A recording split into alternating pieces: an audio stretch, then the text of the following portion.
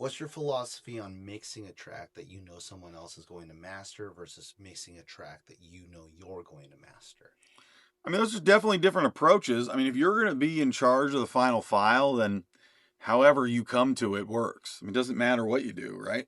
You're on the hook for the whole thing. So, you know, throw your presets on, throw your mastering limiter on, and mix into it. You can do top down, do whatever you're gonna do. Like if you're the guy who's in charge of the master, the band doesn't have a budget for mastering, or you just like doing it yourself. There is no right and wrong way as long as the result's good. That's the bottom line. There just isn't.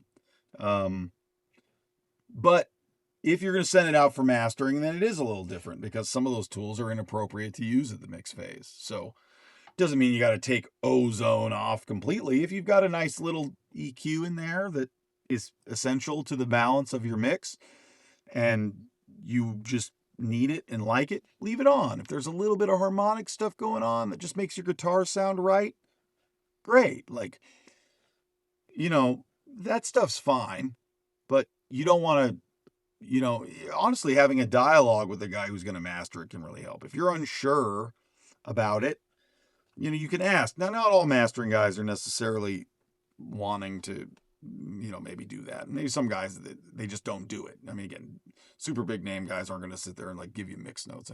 I get it.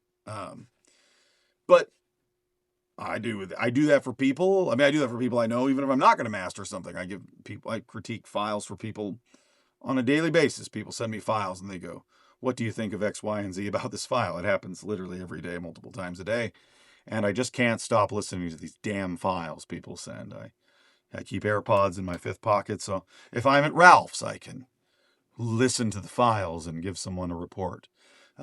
So I don't mind, giving mixed notes on stuff, especially if I'm going to master it. I literally got sent a file to mix today from a buddy of mine, first time mixer. He did a ridiculously good job. Everything was super well balanced. I literally had to ask, I was like, "Did you do all of this?" Because I was like, it sounded too good, but he did a great job. Just needed like a little more kick drum because his snare drum was so good that the kick drum just needed to be a little better. That's it. He went in, opened up a session, turned up the kick drum a dB. Great. I'm gonna master it from that. Yeah, I would have been able to master it from the other one. I mean, I can make up the difference of a dB a kick drum, but just having that dialogue makes a big difference. So, again, leave a little room if you're questioning it, leave a little room. Feel free to ask someone or think about it from the perspective of, you know, what the guy you're sending it to, what his usual sound is. If he masters with a light touch, maybe go a little more heavy-handed.